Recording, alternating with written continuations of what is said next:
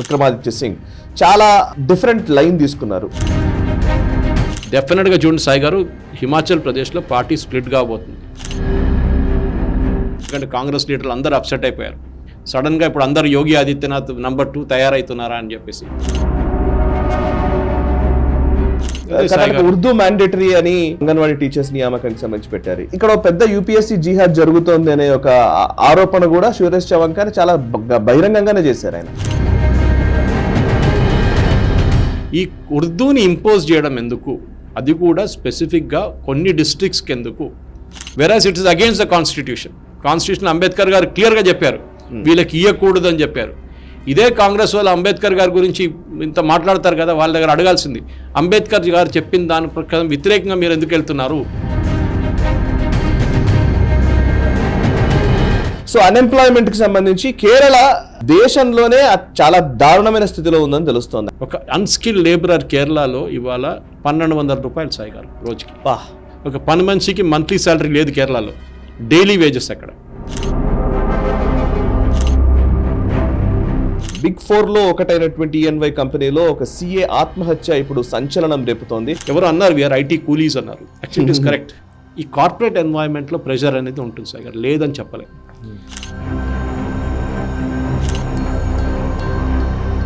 నమస్తే, welcome to national round up. జాతీయ వార్తాంశాల్ని జాతీయవాద దృక్పథంతో విశ్లేషించే చర్చా కార్యక్రమం నేషనల్ రౌండప్ 113వ ఎపిసోడ్ సిద్ధంగా ఉంది. ఈ వారంలో జరిగిన జాతీయ వార్తాంశాలపై విశ్లేషించేందుకు సీనియర్ జర్నలిస్ట్ సురేష్ కొచ్చాట్ల గారు నేషనల్ స్టెప్ స్టూడియోలో ఉన్నారు. వారితో మాట్లాడదాం. నమస్కారం సార్. నమస్కారం సాయి గారు. సురేష్ కొచ్చాట్ల గారు, ఈ వారం మనం 113వ ఎపిసోడ్లోకి వెళ్లే ముందు యాక్చువల్లీ ప్రేక్షకులకు ఒక గమనిక ఏంటంటే, ఈ వారం మనం చేస్తున్న ఈ నేషనల్ రౌండప్లో ఎక్కువగా యూత్కి సంబంధించినవే ఇష్యూస్ ఉన్నాయి. ఈ వారంలో జరిగిన డెవలప్మెంట్స్లో ముఖ్యంగా ఉర్దూ ఖచ్చితంగా నేర్చుకోవాల్సిందే అని కర్ణాటక ప్రభుత్వం ఒక 2 జిల్లాల్లో ఏదైతే అంగన్వాడీ టీచర్లుగా నియామకం అయ్యే విషయంలో ఉర్దూను తప్పనిసరి చేస్తూ కర్ణాటక ప్రభుత్వం నిర్ణయం తీసుకుంది. అదొక అంశం ఉంటే, ఇంకోవైపు కేరళలో ఇప్పుడు కమ్యూనిస్టులు ఎప్పుడూ కూడా అన్ఎంప్లాయ్మెంట్ గురించి మాట్లాడుతుంటారు, నిరుద్యోగం పెరిగింది దేశంలో అని చెప్తుంటారు. కానీ వాళ్ళు పరిపాలించే కేరళలోనే అత్యల్పమైన ఉద్యోగాలు కల్పిస్తున్నట్టుగా తెలుస్తోంది. అంటే నిరుద్యోగ తీవ్రత అక్కడే ఎక్కువ ఉందన్నట్టుగా మనకి ఇప్పుడు ఒక రిపోర్ట్ వచ్చింది. అండ్ దాని గురించి మాట్లాడబోతున్నాం. అండ్ ఈఎన్వై బిగ్ 4 లో ఒకటైనటువంటి ఈఎన్వై కంపెనీలో ఒక సిఏ ఆత్మహత్య ఇప్పుడు సంచలనం రేపుతోంది.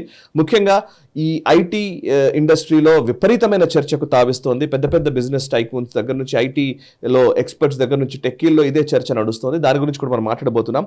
And Revanth Reddy engineering college యాజమాన్యాలకు ఒక హెచ్చరిక జారీ చేశారు.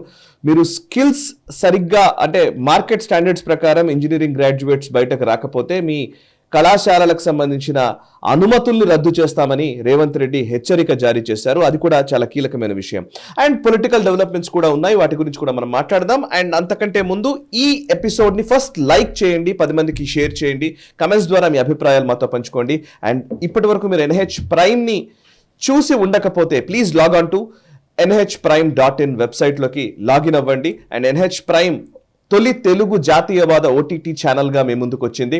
సో అందులో ఈవెన్ సురేష్ కొచ్చాట్ల గారి స్పెషల్ సిరీస్ ఉంది, స్టోరీస్ దట్ మ్యాటర్ అని. అది ఖచ్చితంగా చూడదగ్గ సిరీస్ అది. అండ్ అట్లాంటి అనేక అద్భుతమైనటువంటి వీడియోస్తో మేము NH ప్రైమ్ని తీర్చిదిద్దుతున్నాము. మీ సహాయ సహకారాలు మాకు అవసరము. Please subscribe to NH prime OTT channel. ఇక ఈ వారం నేషనల్ రౌండప్లోకి వెళదాం. సార్, సురేష్ కొచ్చాట్ల గారు, ఫస్ట్ మనం కర్ణాటక ప్రభుత్వం తీసుకున్న తాజా నిర్ణయం గురించి మనం మాట్లాడదాం.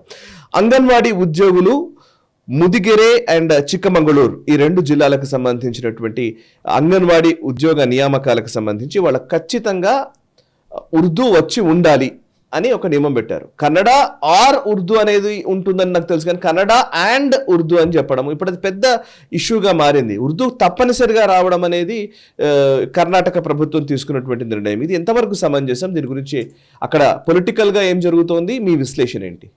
సాయి గారు, ఈ న్యూస్కి వెళ్ళే ముందు మీరు చెప్పినట్లు NH ప్రైమ్ గురించి మాట్లాడుతూ నేను ఇవాళ ఇంకో రికార్డ్ చేశాను ఎపిసోడ్, జీప్ స్కామ్ గురించి. ఇప్పుడున్న జనరేషన్కి జీప్ స్కామ్ అని అడిగితే ఎవరికి తెలియదు. బహుశా ఈవెన్ 70లో 80లో పుట్టిన వాళ్ళకు కూడా జీప్ స్కామ్ ఏమని తెలియదు.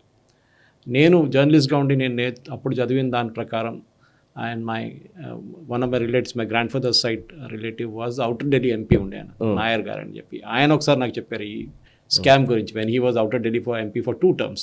ఓకే మలయాళీ అవుటర్ ఢిల్లీలో ఎంపీగా ఉన్నారన్నమాట ఆ టైంలో. ఓకే సో ఈ జీప్ స్కామ్ గురించి ఈ స్టోరీలో చెప్పాము. NH ప్రైమ్కి వెళ్ళినప్పుడు ఇది ఒక అడ్వాంటేజ్ ఏంటంటే ఈ స్టోరీ మీకు బయట ఎక్కడ వినబడదు. Correct. V K Krishna Menon 1948 jeep స్కామ్లు అప్పటి నుంచి మొదలైనవి. ఇది చూడాలంటే NH ప్రైమ్లో డెఫినెట్గా. సురేష్ కొచ్చాట్ల గారి విశ్లేషణ మీరు వింటున్నారు.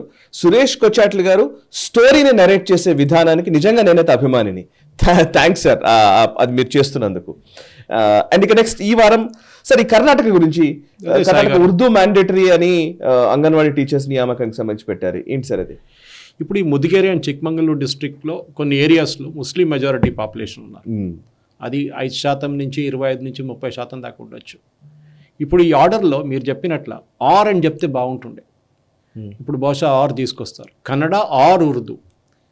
లాజిక్ ఏంటంటే వాళ్ళు డిస్క్రైబ్ చేస్తున్న district authorities, education department Karnataka ఇది బయటకు వచ్చిన తర్వాత పెద్ద గొడవ అయిన తర్వాత వాళ్ళు ఏమంటున్నారు, లేదు అక్కడ చాలామంది ముస్లిం స్టూడెంట్స్ ఉంటారు, వాళ్ళకు ఉర్దూవే వచ్చు, వాళ్ళకి కన్నడ రాదు, సో ఉర్దూ నుంచి నేర్పించిన టీచర్లు కావాలని చెప్తున్నారు. ఇదే కర్ణాటక గవర్నమెంట్ ఏం చెప్తున్నాడు, మీరు కర్ణాటకలో ఉండాలంటే కన్నడ నేర్చుకోవాలని చెప్పి ఒక రూల్ తీసుకొచ్చారు వీళ్ళు. మీకు గుర్తుంటుంది. అవును. అక్కడ ఉన్న ఈవెన్ లోకల్స్ కూడా నాన్ లోకల్స్ కూడా నేర్చుకోవాలని చెప్పారు. అంటే మీరు బయట నుంచి మీ అబ్బాయో అమ్మాయో మీరు ట్రాన్స్ఫర్ అయ్యి బెంగళూరుకి వచ్చినప్పుడు, ఆమె ఫర్ ఎగ్జాంపుల్ వారు 7వ క్లాస్లో ఉన్నారనుకోండి, అప్పుడు దాకా వాళ్ళు ఢిల్లీలో ఉన్నారో లేకుంటే మహారాష్ట్రలో ఉన్నారో అక్కడ భాష నేర్చుకొని ఉంటారు వాళ్ళు. కానీ కర్ణాటక రాగానే అక్కడ కర్ణాటక ఎగ్జామ్ రాయాలంట, కన్నడలో ఎగ్జామ్ రాయాలి. ఇది 8వ క్లాస్లో ఇమీడియట్గా. It's absolutely impossible. మాట్లాడడం ఒకటి, ఎగ్జామ్ రాయడం ఒకటి. మాట్లాడడం నేను కూడా నేర్చుకున్నాను బెంగళూరులో ఉన్నప్పుడు. చిన్నగిదా తమిళ్ ఐఎమ్ వెరీ ఫ్లూయెంట్. నేను మలయాళం ఇస్ మదర్ టంగ్, మీకు తెలుసు. తెలుగు బహుశా బాగానే మాట్లాడతాను నేను. So that is what the entire thing అనమాట. సో ఈ డిసిషన్ ఎందుకు ఇప్పుడు వీళ్ళు బ్యూరోక్రసీ మీద బ్లేమ్ చేస్తారు, మేము అట్లా ఏం చెప్పలేదు. హిందీ ఇంపోజిషన్ అనే మాటని పదే పదే వాడతారు. ఇది ఇంపోజ్ చేయడమే మళ్ళీ అనడాని. సో ఇది అడిగినప్పుడు కూడా సిద్ధరామయ్య గారు ఆయన ఈ క్రిటిసిజం వచ్చినప్పుడు ఆయన మాట్లాడలేదు దీని గురించి. అక్కడున్న women and child welfare minister Lakshmi Hebbar, ఆమె మీద కూడా వాళ్ళు కూడా ప్రశ్నిస్తే వాళ్ళు ఏమంటున్నారు, ఈ ఉర్దూని ఇంపోజ్ చేయడం ఎందుకు, అది కూడా స్పెసిఫిక్గా కొన్ని డిస్ట్రిక్ట్స్కి ఎందుకు. మీరు రేపు చెప్పొచ్చు, మీరు సరే ఇంకొక కమ్యూనిటీ క్రిస్టియన్ కమ్యూనిటీ మెజారిటీ ఉన్న అక్కడ మీరు ఈ పర్టికులర్ లాంగ్వేజ్లో మాట్లాడమని చెప్తారా, ఓన్లీ ఇంగ్లీష్ అని చెప్తారా? చెప్పరు కదా. మీరు ఆ స్టేట్కి ఉన్నప్పుడు, ఇప్పుడు తెలంగాణ ఉన్నప్పుడు తెలుగు నేర్చుకోవాలని చెప్తారు. తెలుగు ఉర్దూ తెలిసిన టీచర్లని అంగన్వాడీలో పెడతారంటే, ఆయాలను పెడతారంటే, లేకుంటే హెల్పర్స్ని పెడతారంటే ఎట్లయితుంది సాయి గారు? అది తెలుసుకుంటే మంచిది అట్లా చెప్పొచ్చు. లేకుంటే సర్టన్ రిజర్వేషన్ అక్కడ పెట్టవచ్చు, మీరు లోకలైజ్ రిజర్వేషన్ పెట్టవచ్చు. 25% మందికి ఉర్దూ టీచర్స్కి మేము అపాయింట్ చేస్తామంటే అది ఇంకో మాట. ఈ ఒఫీషియల్ కర్ణాటకలో కన్నడ ఒఫీషియల్ లాంగ్వేజ్ ఉన్నప్పుడు ఉర్దూని మ్యాండేటరీ ఎట్లా చేశారు? మ్యాండేటరీ అంటే కంపల్సరీ తెలుసుకొని ఉండాలన్నమాట ఉర్దూ. ఎందుకంటే ఎక్కడి నుంచి వచ్చింది ఈ ఉర్దూ భాష? మన భాష అయితే కాదు కదా, బయట నుంచి తెచ్చుకున్న భాష ఇది. ఆఫ్కోర్స్ ఇంగ్లీష్ కూడా అదే చెప్తారు వీళ్ళందరూ. కానీ ద్రవిడియన్స్ ఏమంటారు, హిందీ గురించి అంటారు, హిందీ ఈజ్ అవుట్ సైడర్, కానీ English is not out cider, English is Indian language. అది వాళ్ళ లాజిక్, వాళ్ళ ఇంకా లాజిక్. ఇదే వాళ్ళు ఢిల్లీకి వెళ్ళినప్పుడు చాలా బాగా మాట్లాడతారు.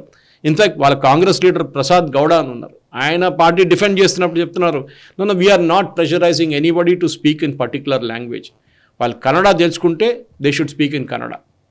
వాళ్ళు కన్నడ వచ్చంటే కన్నడ మాట్లాడాలంట. సో మీరు ఒకవైపు ఇట్లా చెప్తారు, ఇంకోవైపు ఇట్లాంటి పని చేపిస్తున్నప్పుడు ఈ టిపికల్ మైనారిటీ అపీస్మెంట్ మనం చూస్తున్నాం. టిప్పు సుల్తాన్ జయంతి మళ్ళీ మొదలు పెట్టారు, అక్కడున్న ముస్లిం ఫెస్టివల్స్కి హాలిడేస్ ఎక్కువ చేశారు. అది కాకుండా చాలా మట్టుకు సిద్ధరామయ్య గారు బెండింగ్ బ్యాక్వర్డ్స్, ఆయన తప్పు కాదులే పాపం, ఢిల్లీ నుంచి వస్తున్న ఆర్డర్ ఆయన ఫాలో చేయాల్సి వస్తుంది. ఆల్రెడీ ఆయన కుర్చీ ఉంటుందో లేదో తెలియదు ఇప్పుడు కాంట్రవర్సీ తర్వాత, ఈ హైకోర్టు ఇచ్చిన తీర్పు తర్వాత. సో డెఫినెట్గా ఈ పర్టికులర్ డిసిషన్ ఇది చాలా స్టేట్స్లో నడుస్తుంది సాగర్, ఇది ఎక్కడెక్కడ కాదు. ఇక్కడ కూడా మనం చూస్తున్న రిజర్వేషన్, ముస్లిం రిజర్వేషన్ ఇచ్చిన స్టేట్స్లో ఆంధ్ర, తమిళనాడు, తెలంగాణ అందరూ ఉన్నారు, కేరళ కూడా. వెరాజ్ it is against the constitution Ambedkar garu క్లియర్గా చెప్పారు వీళ్ళకి ఇవ్వకూడదు అని చెప్పారు. ఇదే కాంగ్రెస్ వాళ్ళు అంబేద్కర్ గారి గురించి ఇంత మాట్లాడతారు కదా, వాళ్ళ దగ్గర అడగాల్సింది, అంబేద్కర్ గారు చెప్పిన దాని ప్రకారం వ్యతిరేకంగా మీరు ఎందుకు వెళ్తున్నారు, దాన్ని మీరే ఎందుకు అబ్జెక్ట్ చేస్తున్నారు, అంబేద్కర్ వద్దని చెప్పింది మీరు ఎందుకు ఇంప్లిమెంట్ చేస్తున్నారు అడగాల్సిన ప్రశ్న. బికాస్ కాన్స్టిట్యూషన్ క్లియర్గా చెప్పారు క్యాస్టిజం అనేది హిందూ రిలీజన్లోనే ఉంది, దానికోసం మేము రిజర్వేషన్ పెట్టాం. ముస్లిం రిలీజన్లో క్యాస్టిజం ఎక్కడ వచ్చిందండి? అర్థం కాదు. మీరు మళ్ళీ కాశ్మీర్లో చెప్పుకోవచ్చు, బకర్వాల్స్ వాళ్ళందరూ ఉన్న ట్రైబ్స్ అని చెప్పుకోవచ్చు, అది డిఫరెంట్ మ్యాటర్. క్యాస్ట్ ఎక్కడ వచ్చింది ఎస్సీలో ఎస్సీస్లో క్యాస్ట్ వస్తుంది. ఎస్టీస్ ఈవెన్ నార్త్ ఈస్ట్లో మీకు క్రిస్టియన్ ట్రైబల్స్ ఉన్నారు. మీకు కుకీస్ చూడండి, దట్స్ ద ఫనియస్ట్ పార్ట్. మణిపూర్లో కుకీస్కి ఎస్టీ ఇచ్చారు, అక్కడ ఉన్న ఒరిజినల్ మీటీస్ ఎన్నో సంవత్సరాల నుంచి వేలాది సంవత్సరాల నుంచి ఉన్న మైటీస్కి ట్రైబల్ స్టేటస్ ఇవ్వలేదు. అవును, అది ఇచ్చిన దానికి ఇంత పెద్ద గొడవ జరిగింది అక్కడ. కరెక్ట్, ఆలోచించండి. So anyway that's a separate issue. కానీ నేను మాట్లాడుతున్నట్టు ఒక లాంగ్వేజ్ షావినిజం అంటారు దీన్ని సాయి గారు. Correct. And I've experienced it. నేను ఏ స్టేట్ పేరు తీసుకొని కానీ నేను పనిచేసిన ప్లేస్లో కొన్ని ప్లేసెస్లో, and I can tell you చాలా ప్రౌడ్గా చెప్తాను, హైదరాబాద్ ఈజ్ ఓన్లీ ప్లేస్ మీకు ఎవ్వరు అడగాడు తెలుగులో మాట్లాడని చెప్పారు ఇక్కడ. మీకు వచ్చి ఇక్కడ కూడా తెలుగు మాట్లాడుతున్నాడు, మనకు చాలా డైలాగ్స్ ఉంటుంది. మనకి వైజాగ్ వైపు నుంచి వచ్చిన వాళ్ళకి ఒక మ్యూజికల్ తెలుగు ఉంటుంది, తెలంగాణ తెలుగు ఇంకో టైప్ ఉంటుంది. కోర్స్ ఒక టైంలో ఫిలిం ఇండస్ట్రీలో విలన్గా చూపించాలంటే తెలంగాణ తెలుగు మాట్లాడుతున్నట్టు చూపిస్తారు, అది కూడా చాలా రోల్స్ ఉండే అట్లా. కానీ ఎక్కడున్నారో అక్కడున్న లాంగ్వేజ్ నేర్చుకోవాల్సింది. Even I'm for it, all for it. నేను తెలంగాణలో పుట్టలేదు కానీ పెరిగింది ఇక్కడే. నేను ఇక్కడ చదువుకున్నాను లాంగ్వేజ్, నాకు రాయడం వచ్చు, చదవడం వచ్చు, మాట్లాడడం వచ్చు. బట్ మీరు ఇంపోజ్ చేయలేరు దాన్ని. అది కాకుండా ఇంపోజ్ చేసిన తర్వాత కూడా మీ ఇంకా ఏలియన్ లాంగ్వేజ్, ఒక ఫారిన్ లాంగ్వేజ్ని తీసుకొచ్చి, ఉర్దూని తీసుకొచ్చి మీరు ఇది తెలంగాణలో నడిచింది ఇప్పుడు కాదు, కొత్త కాదు సాయి గారు. ఇన్ఫ్యాక్ట్ ఈ న్యూస్ వచ్చిన తర్వాత నేను పాత ఆర్టికల్స్ని లింక్ చేసి చూశాను. నిజాం ఉన్నప్పుడు ఇదే ఇట్లనే ఆర్డర్ ఇచ్చాడు. అవును, సేమ్ ఆర్డర్ ఇచ్చాడు. Correct, Urdu mandatory. Osmania university మొదలు పెట్టినప్పుడు తెలుగు మీడియం పెట్టలేదు అక్కడ. ఇప్పుడు మా నాన్న, మా తాత వీళ్ళందరికీ మా ఇంట్లో ఉర్దూ పుస్తకాలు ఉండేవి. అది అప్పుడు చిన్నప్పుడు అర్థమయ్యేది కాదు. తర్వాత తెలుసుకున్న తర్వాత ఓ ఇది మ్యాండేటరీ కాబట్టి వాళ్ళకి ఉర్దూ వచ్చింది. పాతకాలం వాళ్ళందరికీ ఉర్దూ కంపల్సరీ. మా ఫ్రెండ్ వాళ్ళ మదర్ ఉన్నారు, వాళ్ళు అవుట్స్కట్లో ఉంటారు, దిల్సుఖ్ నగర్ వైపు ఉంటారు. వాళ్ళు చెప్తారు వాళ్ళ మదర్ నిజాం డిపార్ట్మెంట్లో పనిచేశారు ఆ టైంలో. ఆమె చెప్తుంది నేను ఉర్దూ నేర్చుకోవాల్సి వచ్చింది, కంపల్సరీ నేర్చుకోవాలి అంతే. తెలుగు వచ్చని అడగట్లేదు ఎవరు. అవును, కానీ ఉర్దూ నేర్చుకోవాలి. బికాస్ కల్చరల్ ఇంపోజిషన్ తీసుకొస్తున్నారు. కరెక్ట్. మీరు బయట నుంచి, ఎందుకంటే ఈ ఉర్దూ ఎక్కడి నుంచి వచ్చిందండి? మన దేశంలో అయితే లేదు కదా, ఇది బయట నుంచి వచ్చిన లాంగ్వేజ్. సో ఇంగ్లీష్ బయట నుంచి వచ్చిన లాంగ్వేజ్ అంటే ఉర్దూ కూడా బయట నుంచి వచ్చిన లాంగ్వేజ్. మీరు ఇంపోజ్ ఎందుకు చేస్తున్నారు? ఎవడో ఇది ఉంది సార్. యాక్చువల్ ఒకసారి నేను ఇప్పుడు మాట్లాడొచ్చు లేదు, ఉర్దూకి సంబంధించి ఇప్పుడు యూపీఎస్సీలో కూడా ఉర్దూలో రాయొచ్చు అని చెప్తున్నప్పుడు సురేష్ చవాంకే లాంటి జర్నలిస్టులు వీళ్ళు చాలా సీరియస్ విషయాలనే చెప్పారు. అంటే ఎవరైతే ఈ పర్టికులర్లీ ఆ ఉర్దూ మీడియంలో రాసినప్పుడు దిద్దేవాడు కూడా తెలిసిన వాడే ఉంటాడు. సో దాట్ ఇక్కడ పెద్ద యూపీఎస్సీ జిహాద్ జరుగుతోంది అనే ఒక ఆరోపణ కూడా సురేష్ చవాంకే చాలా బహిరంగంగానే చేశారు ఆయన. చాలా అంశాలు దీని మీద మాట్లాడుతున్న వాళ్ళు కూడా ఉన్నారు. అంటే ఇది ఏదో some conspiracy is going on definitely. అదే సాయి గారు, నేను అదే అంటున్నాను. మీరు కన్నడ చెప్పండి, కన్నడ తెలుసుకోవాలంటే it's accept, no problem with.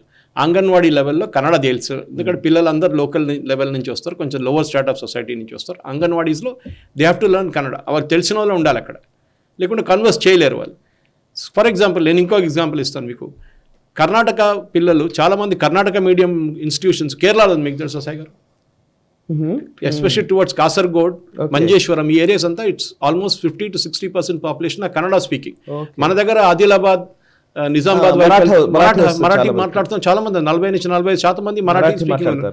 అట్లా ఉన్నప్పుడు ఇంకో ఇష్యూ, మీరు ఉర్దూ ఎక్కడ తీసుకొచ్చారు? మీరు చెప్పాలండి ఒకసారి. ఆ వైపు ఉన్న వాళ్ళు మరాఠీ స్పీకింగ్ అంటే మరాఠీ అండ్ కన్నడ తెలుసుకోవాలంటే ఓకే, ఐ కెన్ అండర్స్టాండ్. ఇటువైపు కేరళకు వస్తున్నప్పుడు కేరళ, మలయాళం అండ్ కన్నడ నేర్చుకోవాలంటే ఎస్, దక్షిణ కర్ణాటక రీజన్ ఎస్పెషల్లీ మంగళూరు ఆ సైడ్ అంతా, ఉల్లాల్ సైడ్. అదే టైప్లో తమిళనాడు వైపు వెళ్ళినప్పుడు కూడా మీరు then you can say okay Tamil and Kannada. అది కాకుండా మీరు ఈ ఉర్దూ లాంగ్వేజ్ ఎక్కడ తీసుకొచ్చారు? డెలిబరేట్లీ ఎందుకు తీసుకొచ్చారు? అండ్ ఎందుకు పెట్టారు? మీకు కన్నడ అండ్ ఉర్దూ తెలుసుకోవాలి, అప్పుడే మీకు ఉద్యోగం వస్తుంది. ఎట్లా అంటే అది అంటే యు ఆర్ డిస్క్వాలిఫైయింగ్ ఒక complete segment of the Hindu population దాని నుంచి.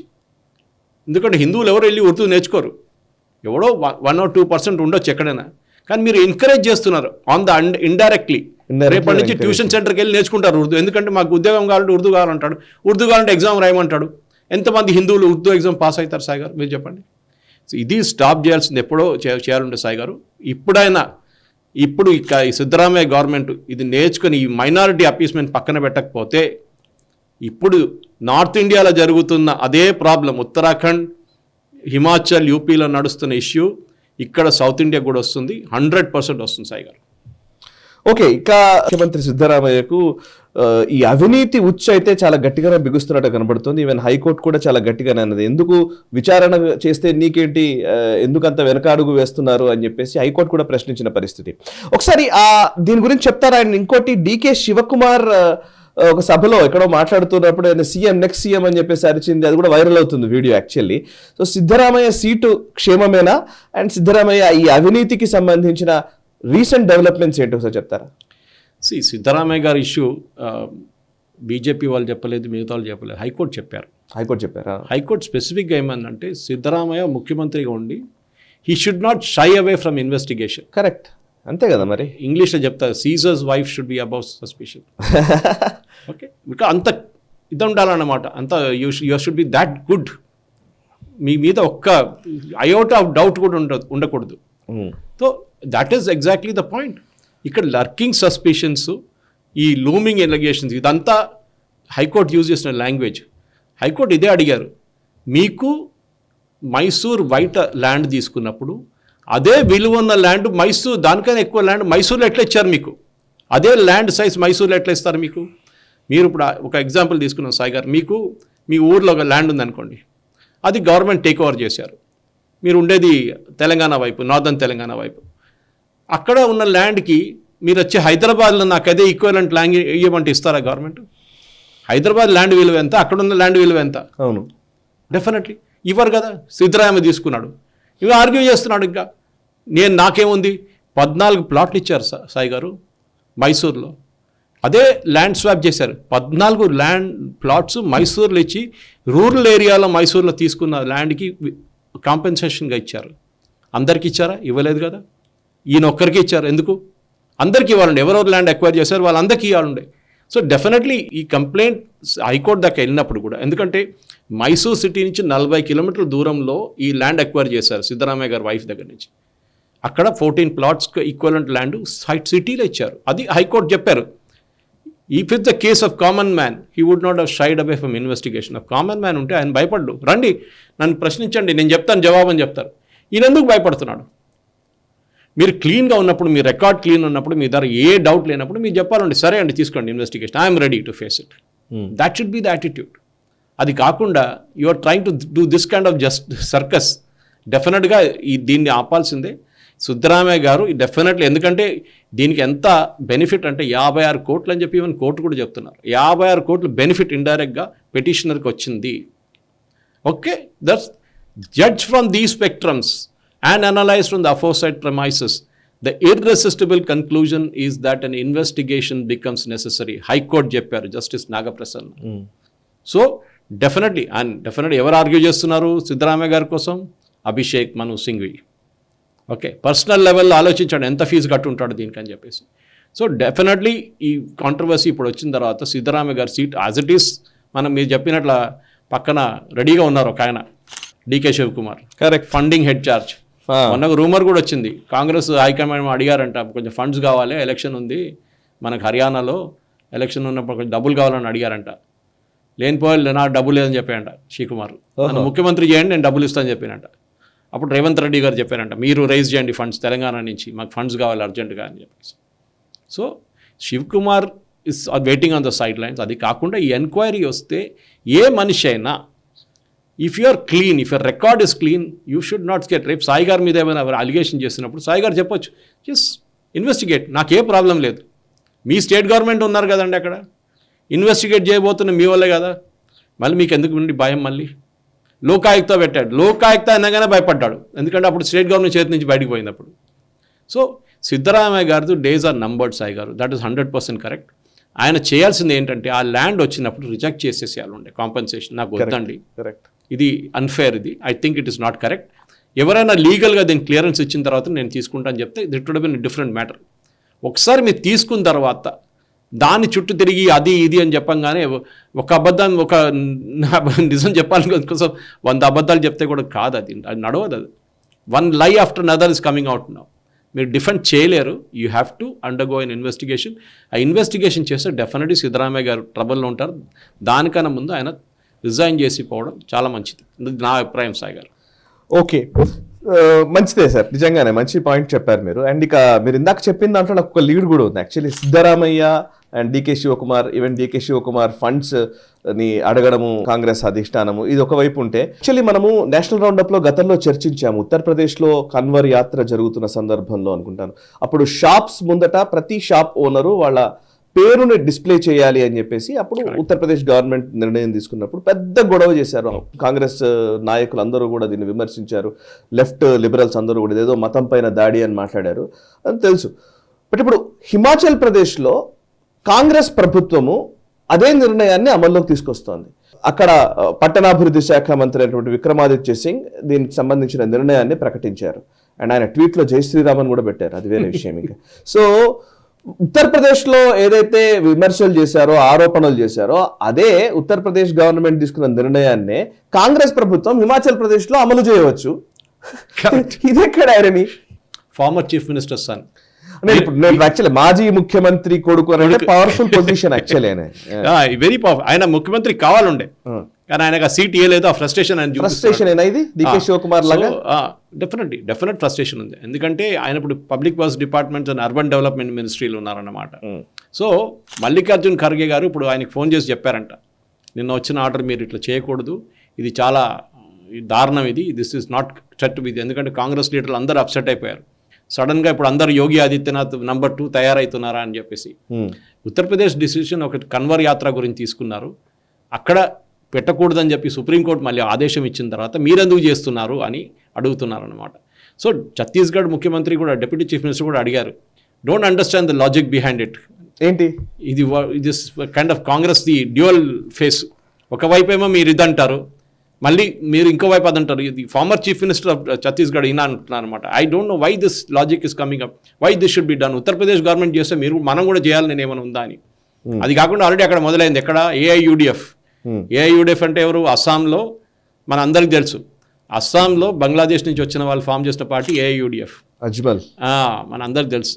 సో ఆ పార్టీ వాళ్ళు అబ్జెక్ట్ చేస్తున్నారు ఇప్పుడు. అంతే, బంగ్లాదేశ్ వాళ్ళు అక్కడ వెళ్ళారు, వాళ్ళని అక్కడి నుంచి బయట కొట్టడానికి, తరిమి కొట్టడానికి. అక్కడ ఆల్రెడీ ఉత్తరప్రదేశ్ గవర్నమెంట్ మొదలు పెట్టారు, హిమాచల్ ప్రదేశ్లో స్టార్ట్ చేశారు, ఇప్పుడు ఉత్తరాఖండ్లో వచ్చేసింది. ద ఎంటైర్ నార్దర్న్ బెల్ట్ ఒక వేవ్ వస్తుంది సాయి గారు, చూస్తూనే ఉండండి. హర్యానా ఎలక్షన్ దానికి బాధ, I don't think it will get impacted, but large extent ఎందుకు చేస్తున్నారు. In fact Islam, this fellow Rafiqul Islam అని చెప్పి ఎమ్మెల్యే ఉన్నారు ఏఐయుడిఎఫ్ అక్కడ అస్సాంలో, ఆయన అదే చెప్తున్నారు. Congress is following the same line, instigating fight between Hindus and Muslim. అంటే హిందూస్ ముస్లింతో కొట్లాడబెట్టడానికి వీళ్ళు చేస్తున్నారని చెప్తున్నారు. కానీ ఎందుకు చేస్తున్నారు సాయి గారు? చాలా ఇంపార్టెంట్ ఉంది దీంట్లో. ఆల్రెడీ అక్కడ హిమాచల్ ప్రదేశ్ కానివ్వండి, ఉత్తరాఖండ్ కానివ్వండి, అవుట్ సైడర్స్ని రాకుండా ఉండడానికి చాలా తీసుకుంటారు. షిమ్లాలను తీసుకుందాం, హిమాచల్ ప్రదేశ్లో ఉన్న షిమ్లా వాళ్ళ క్యాపిటల్లో ఒక ఏరియాలో రైడ్ చేసినప్పుడు 143 వెండర్స్, అంటే ఈ రోడ్ సైడ్లో అమ్ముకుంటారు చూడండి ఆ ప్రోడక్ట్స్. మనం చూస్తుంటే ఏదైనా ఫెస్టివల్ ఉంటే సడన్గా బయట నుంచి చాలామంది వస్తారు, స్టాల్ పెట్టుకుంటారు. ఫెస్టివల్ కాగానే వెళ్ళిపోతారు, నెక్స్ట్ ఫెస్టివల్కి ఇప్పుడు మన జాతర అక్కడ పెట్టేసుకుంటారు, లేకుంటే బోనాలు ఉన్నప్పుడు బయట మొత్తం స్టాల్స్ పెట్టుకుంటారు. వాళ్ళు అక్కడ లోకల్స్ కాదు, వాళ్ళు ఎక్కడి నుంచో బయట నుంచి వస్తారు. ఎందుకు వస్తారు ఆ టైంలో? అక్కడ బిజినెస్ చేసుకొని వెళ్ళిపోతారు వాళ్ళు. లోకల్ వెండర్స్ ఉన్న బిజినెస్ ఎఫెక్ట్ అయిపోతుంది లోకల్స్కి. వీళ్ళు బయట నుంచి తెచ్చుకున్న ఐటమ్స్ డిస్కౌంట్లు అమ్మేసి వెళ్ళిపోతారు. సో దాని గురించి చెక్ చేసినప్పుడు 143 మంది షిమ్లా మున్సిపల్ కార్పొరేషన్ వాళ్ళు పోలీస్ కలిసి రేడ్ చేసినప్పుడు 143 మంది దగ్గర ఒక్క ఐడి కూడా లేదు. ఏదో ఒక ఐడి ఉండాలి కదా సాయి గారు, ఒక ఆధార్ కార్డు, ఒక డ్రైవింగ్ లైసెన్స్ ఎవరి దగ్గరైనా ఉంటుంది. ఆధార్ కార్డు లేకుండా ఎవరు తిరగడు ఇప్పుడు. ఎక్కడ పోయింది? ఎందుకు? ఎక్కడి నుంచి వచ్చారు వీళ్ళు?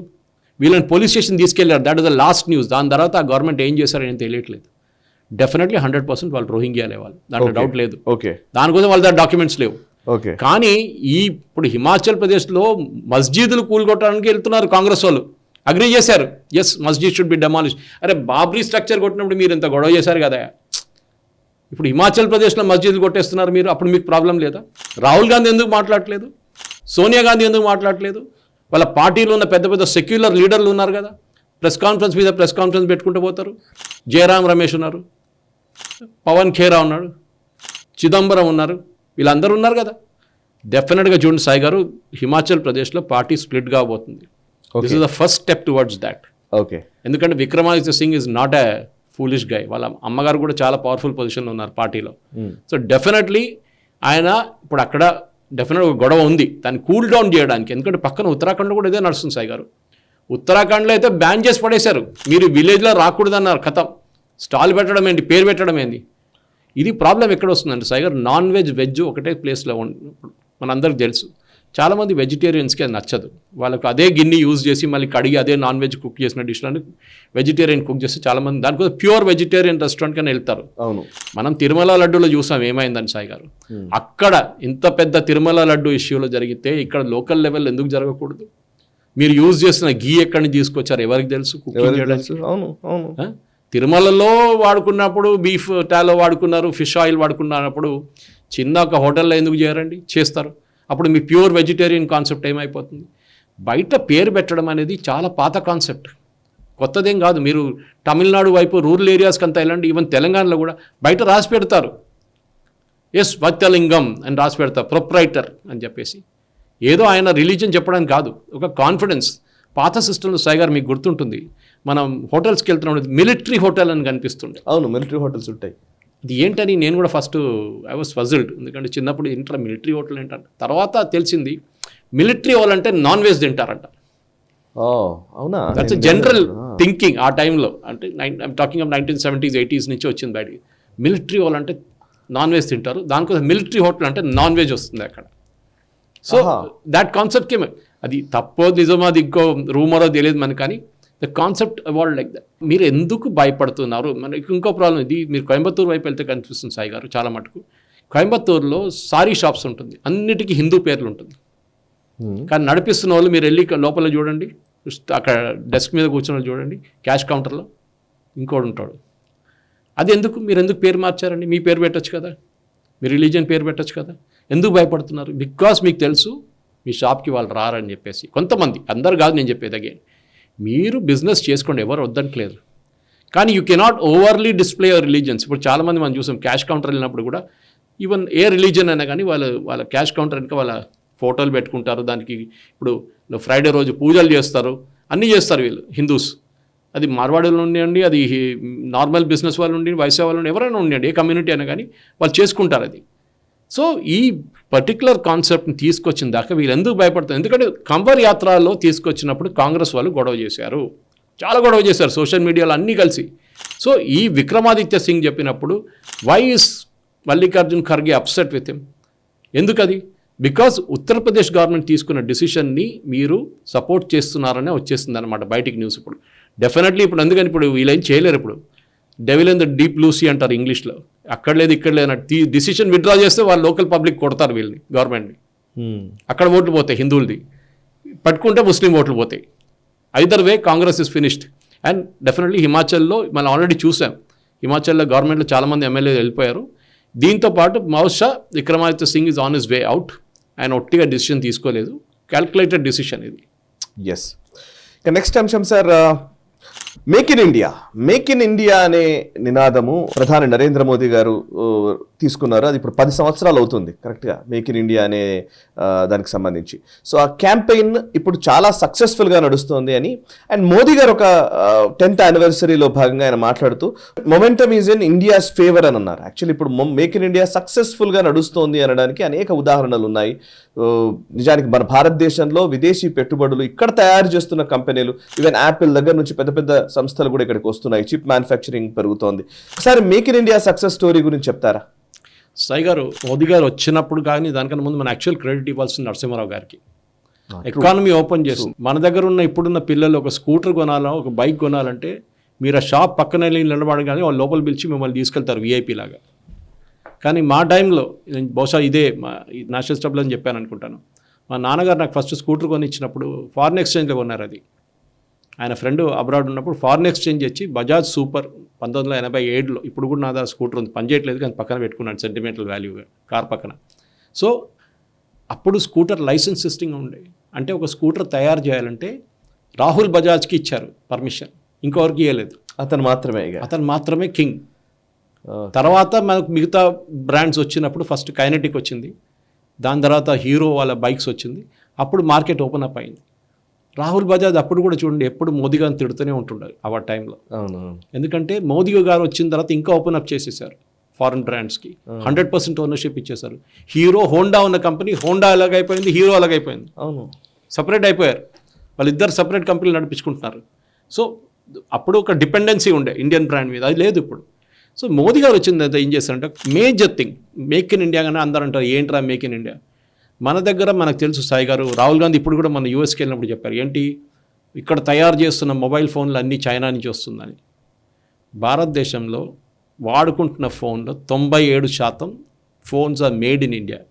నేను ఇది చెప్పినప్పుడు బహుశా మన ఛానల్లో చెప్పాను అనుకుంటాను, చాలామంది నా కామెంట్ సెక్షన్లో వచ్చి పాయింట్అవుట్ చేశారు, వివో ఫోన్స్ ఉంది, OnePlus ఫోన్స్ ఉన్నాయి, ఇదన్నీ చైనీస్ ఫోన్స్ కాదా అన్నారు. ఎస్, ఫోర్డ్ కార్ కూడా చైనీస్దే, మీకు మర్సిడీస్ జర్మన్, ఇండియాలో తయారు కావట్లేదా మర్సిడీస్? అవుతుంది కదా.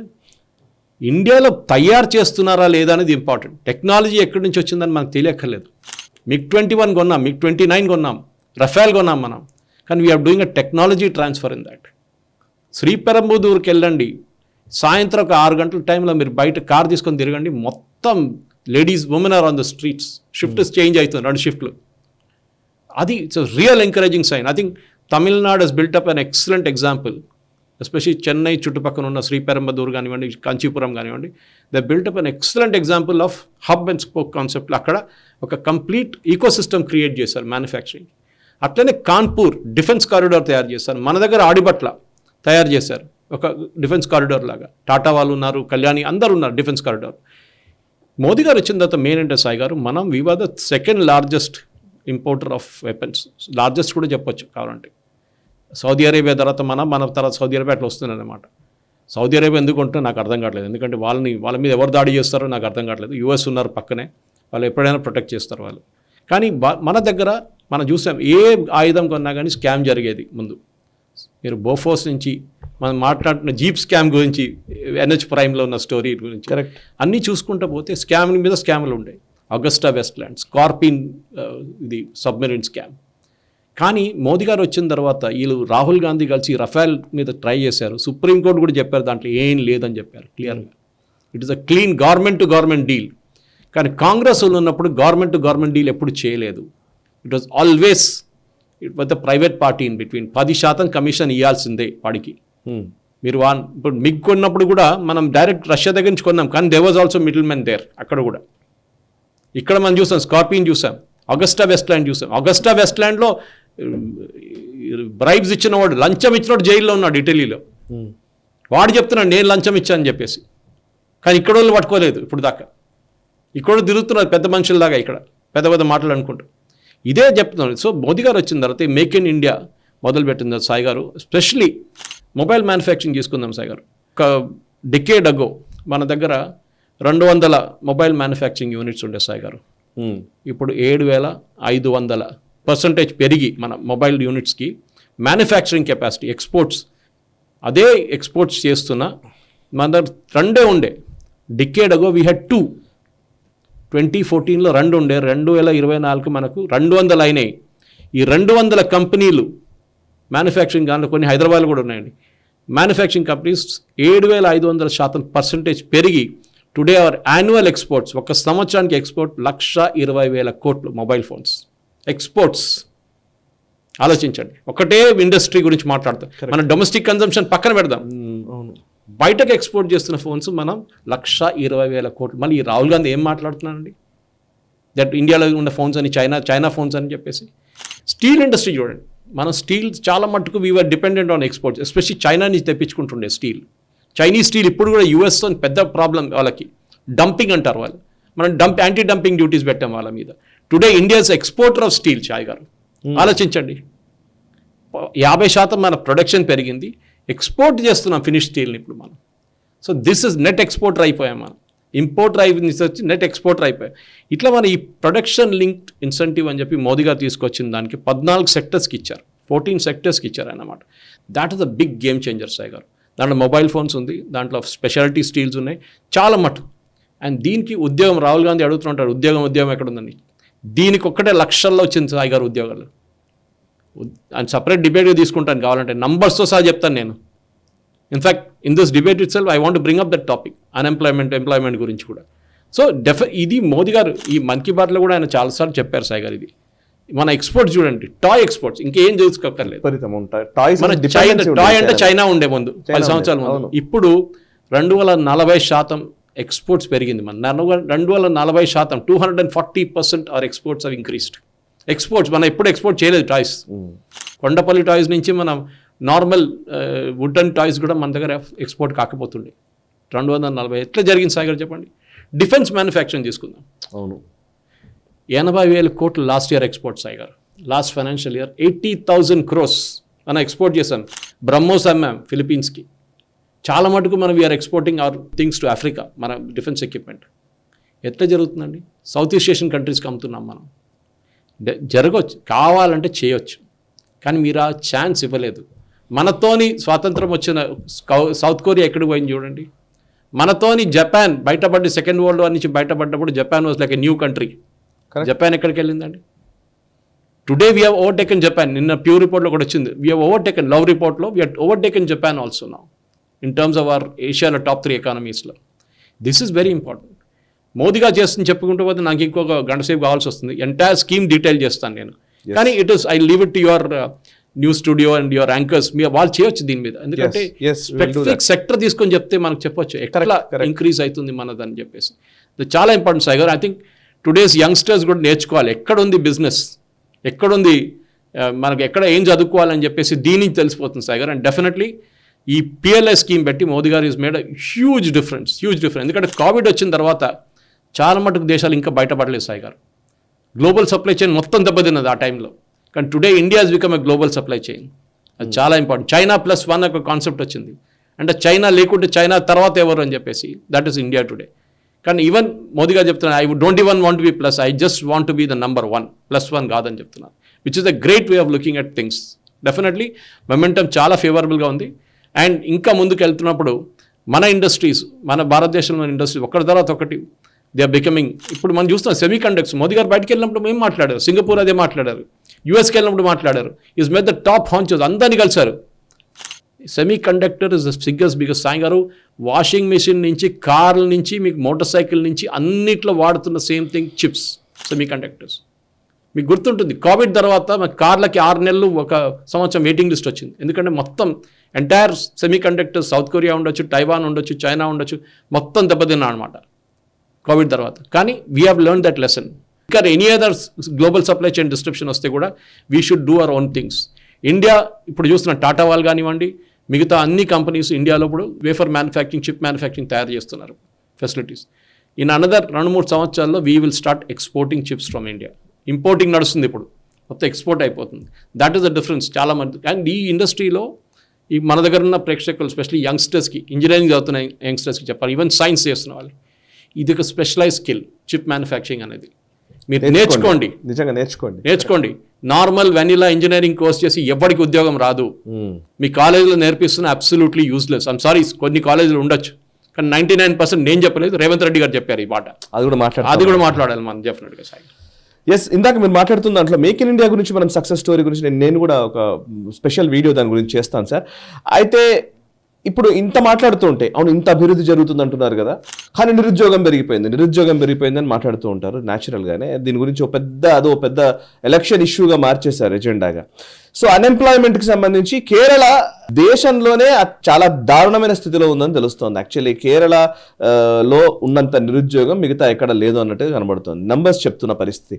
సో మదర్ టంగ్ మలయాళం కాబట్టి, మీరు కేరళకు సంబంధించిన వ్యక్తే కాబట్టి, ఈ రిపోర్ట్ ఏం చెప్తోంది? అసలు కేరళలో అన్ఎంప్లాయ్మెంట్ అనేది విపరీతంగా ఉన్న పరిస్థితి కనబడుతుంది కదా, దీని గురించి మీరు ఏం చెప్తారు? నిన్న ఒక మలయాళం ఛానల్ డిబేట్లో దీని గురించి మాట్లాడినప్పుడు యాంకర్ నాకేం చెప్పాయంటే, ఇక్కడ ఆల్రెడీ మొదలైపోయింది యాంటీ మోదీ క్యాంపెయిన్. ఈ అన్ఎంప్లాయ్మెంట్ అనేది మా దగ్గర ఎడ్యుకేషన్ చాలా ఎక్కువ, లిటరసీ 100% ఉంది, దానికోసం. లిటరసీ 100% అని ఎట్లా డిఫైన్ చేస్తారు సాయి గారు? మీరు అడగొచ్చు, మీరు ఆర్టీఐ అడగచ్చు. Anybody who can write his name and sign, అంటే మీరు మీ పేరు రాయొచ్చు, మీరు సిగ్నేచర్ పెట్టొచ్చు, అంటే యు ఆర్ కన్సిడర్డ్ లిటరేట్. అంతేనా? మీకు మ్యాథమెటిక్స్ A+B² వాడు అడగడు అక్కడ. ఇది లిటరసీ డెఫినేషన్. డెఫినెట్లీ కేరళలో literacy is good, very good. Even Tamil Nadu picked up, Telangana కూడా పికప్. కానీ కేరళలో ఇప్పుడు చేస్తే కమ్యూనిస్టులు, కాంగ్రెస్ కాదు. 18th century నుంచి కేరళలో ఉన్న మహారాజాలు మహిళలకు ఎడ్యుకేషన్ ఫ్రీగా ఇచ్చారు, ఇప్పుడు కూడా ఉంది అక్కడ. మన దగ్గర కూడా కొన్ని కాలేజెస్ ఉన్నారు. బస్సులో ఫ్రీ రైడ్ ఇవ్వడం కాదు, చదువు ఫ్రీ చేయించారు. Girls education private or government free అప్పుడు. ఇప్పుడు మళ్ళీ ప్రైవేట్ వాళ్ళకి వాళ్ళ ఫీజు తీసుకుంటున్నారు. కానీ ఆ టైంలో చేసిన ఆ మూవ్ యాక్చువల్లీ హెల్ప్. ఎందుకంటే దాంతోపాటు హెల్త్ కేర్ కూడా ఇంప్రూవ్ అయింది. ఒక చదువుకున్న అమ్మాయికి ఆమె హెల్త్ ఎట్లా చూసుకోవాలి, ఎస్పెషలీ వెన్ షీఈస్ ప్రెగ్నెంట్, చాలా ఇంపార్టెంట్ అన్నమాట. అది వీళ్ళు చేసిన పని. కానీ ఇప్పుడు కేరళలో ఏం జరుగుతుంది, మీరు చెప్పినట్ల highest unemployment, youth unemployment rates. దానికన్నా ముందు ఈ సర్వే ఏంటని కూడా ఎక్స్ప్లెయిన్ చేయాలి సాయి గారు. ఇది పీరియాడిక్ లేబర్ ఫోర్స్ స్టడీ అంటారు. ఇది గవర్నమెంట్ ఆఫ్ ఇండియా స్టడీ, ఇది ప్రొఫెషనల్ స్టడీ. గవర్నమెంట్తోనే అదేం లేదు, ఇట్ ఈస్ ఇండిపెండెంట్లీ డన్. రెగ్యులర్గా డేటా వస్తుంది ఉంటుంది మంత్ బై మంత్. ఇప్పుడు పోయిన మండే రిలీజ్ చేసిన రిపోర్ట్ ప్రకారం మనం చూస్తే కేరళలో ఉన్న అన్ఎంప్లాయ్మెంట్ రేట్ 29.9, అంటే 30% అని పెట్టుకోవచ్చు. ఇది 15 to 29 ఏజ్ గ్రూప్ అంటున్నారు. యూజువలీ 15 నుంచి 18 దాకా పని చేయకూడదు. ఇట్స్ లీగలీ మీరు ఎంప్లాయ్మెంట్ చేయాలంటే 18 years ఉండాలని చెప్పి రూల్ ఉంది. కానీ మనకు తెలుసు చాలా మటుకు 15 సంవత్సరాల తర్వాత చాలామంది పని మొదలు పెట్టేస్తారు. డిఫరెంట్ రీజన్స్ ఉంది దానికి. దాంట్లో ఫీమేల్స్కి, మహిళలకి అక్కడున్న అన్ఎంప్లాయ్మెంట్ రేటు 47%, అండ్ మెయిల్స్కి 19%. యావరేజ్ చేసి వాళ్ళు 29 అని పెట్టారు ఇప్పుడు దానికి. ఆలోచించండి, అంటే 50% of the women in Kerala are unemployed. Industry లేదు సాయి గారు. ఉన్న ఇండస్ట్రీని వెస్ట్ బెంగాల్ లాగా తయారు చేశారు వీళ్ళు. ఎవడైనా ఇండస్ట్రీ పెట్టడానికి వెళ్తే ముందు అక్కడ జెండా పెట్టేస్తారు, ఒక ఎర్ర కలర్ జెండా పెట్టేసి ధర్నా మీద కూర్చుంటారు. ఒక అన్స్కిల్డ్ లేబరర్ కేరళలో ఇవాళ వానికి, మా అమ్మగారు ఇప్పుడు కూడా అక్కడ మా ఇంట్లో ఏమైనా పని ఉంటే అన్స్కిల్డ్గా మా కోకోనట్ అక్కడ నీళ్ళు పోయడానికి ఏదైనా పని పిలిస్తే 1200 రూపాయలు సాయి గారు రోజుకి. 1000 రూపాయల నుంచి 1200 రూపాయలు. ఒక పని మనిషికి మంత్లీ శాలరీ లేదు కేరళలో, డైలీ వేజెస్ అక్కడ. డైలీ 300 నుంచి 400 రూపాయలు ఇవ్వాలి పని మనిషి కావాలంటే. Even when I was there in Thiruvananthapuram Janam TV సీఈఓగా ఉన్నప్పుడు కూడా మా అపార్ట్మెంట్లో same thing is to happy.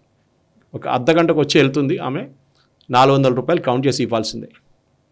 అక్కడ మన దగ్గర 3000, 4000, 5000 పని చేస్తారు ఇక్కడ నెలకి. అక్కడ ఏం లేదు, పర్ డే వేజెస్ అక్కడ. దానికోసం మీరు చూస్తున్న ఆ స్టేట్లో మిజోరాం నుంచి, బెంగాల్ నుంచి, అస్సాం నుంచి అందరూ వస్తారు. వాళ్ళకి దుబాయ్ అది. అక్కడ ఉన్న వాళ్ళేమో దుబాయ్కి వెళ్తారు, అక్కడ వాళ్ళు దుబాయ్ అదే పని అక్కడ వెళ్ళి చేస్తారు, ఇక్కడ చేయరు. ఇక్కడ వాళ్ళు బయట వాళ్ళు వచ్చి ఇక్కడ చేస్తారు. I don't blame them. మన దగ్గర కూడా అంతే కదా, కన్స్ట్రక్షన్ సెక్టర్ చూడండి, మొత్తం వాళ్ళే ఉన్నారు దాంట్లో. బికాస్ మన వాళ్ళు రెడీ పని చేయడానికి రెడీగా లేరు. బికాస్ మన వాళ్ళకి ఏం కావాలి, గవర్నమెంట్ ఉద్యోగం కావాలి, ఎయిర్ కండిషన్ రూమ్ కావాలి, కంప్యూటర్ కావాలి. నేను ఈ లేబర్ పని చేయను, అంతే కదా. సో ఇది ప్రాబ్లం అన్నట్టు. సో పీరియాడిక్ లేబర్ ఫోర్స్ సర్వేలో కేరళ ఫిగర్స్ చూపించింది సాయి గారు. కానీ మనం చాలా ఇంపార్టెంట్ చూడండి, రాహుల్ గాంధీ అన్ఎంప్లాయ్మెంట్ చెప్పి యూఎస్ వెళ్ళి మాట్లాడారు. Unemployment rate in India 23-24 3.2%. We have an employment problem Sai గారు, అన్ఎంప్లాయ్మెంట్ ప్రాబ్లం కాదు. నేను మళ్ళీ అదే చెప్తున్నాను. పీరియాడిక్ లేబర్ ఫోర్స్ స్టడీలో కూడా they data is calculated on people looking for a job. కొంతమంది అంటారు నాకు పనే చేయను, నేను ఇంటికాడ అనుకుంటానంటాడు, వాడిని కౌంట్ చేయరు. మీరు ఉద్యోగం కోసం ట్రై చేసి మీకు ఉద్యోగం రాకపోతే మీరు ఆ కేటగిరీలో వస్తారు unemploy. 3.2% which is not change Sai గారు. ఓకే, ఫీమేల్స్లో కొంచెం పెరిగింది 3.2 ఫ్రమ్ 2.9. కానీ అన్ని కంట్రీస్ పెట్టుకొని చూస్తే సాయి గారు, we have the lowest unemployment figure at 3.2. ఇది ఫిగర్తో మాట్లాడడానికి ఎవరు రెడీ లేరు. రాహుల్ గాంధీ ఏమంటాడు, హర్యానాలో చూడండి అందరు డుంకీ చేస్తున్నారు. అరే హర్యానా, పంజాబ్లో వాడు పుట్టంగానే ఫస్ట్ కెనడాకి పోవాలంటాడు వాడు. ఇది ప్రాబ్లం అక్కడ. వాళ్ళు కెనడా వెళ్ళడమే అన్నిటికంటే పెద్ద డ్రీమ్. కరెక్ట్. మళ్ళీ మీరు మోదీ గారిని ఎందుకు బ్లేమ్ చేస్తున్నారు దానికి, డుంకీ చేస్తున్నారు అని చెప్పేసి. That's a different thing. Dunki reasons ఇంకోటి అది. సో ఈ 15 to 29 ఏజ్ గ్రూప్లో మీరు చూస్తే ఈ జాబ్లెస్నెస్ రేట్ కూడా చాలా మట్టుకు తగ్గింది. అండ్ డెఫినెట్లీ మీరు 22-23 చూస్తే 10% ఉండే ఫీమేల్స్లో, అది ఇప్పుడు మేల్స్లో 11% ఉంది. So youth unemployment is different, normal unemployment is different. Youth employment ఇప్పుడు కూడా 10% ఉంది, అండ్ ఫీమేల్స్లో 11 ఉంది. మేల్స్లో ఇప్పుడు తగ్గి 9.8 వచ్చింది అది. సో ఒక 10% అక్కడ తిరుగుతుంది. కానీ అన్ని ఏజ్ గ్రూప్ తీసుకుంటే ఈవెన్ అబౌట్ ఈ 15 to 29 ఏజ్ గ్రూప్ తీసుకుంటే కూడా మనకు 3.2 దాకా వస్తుంది సాయి గారు.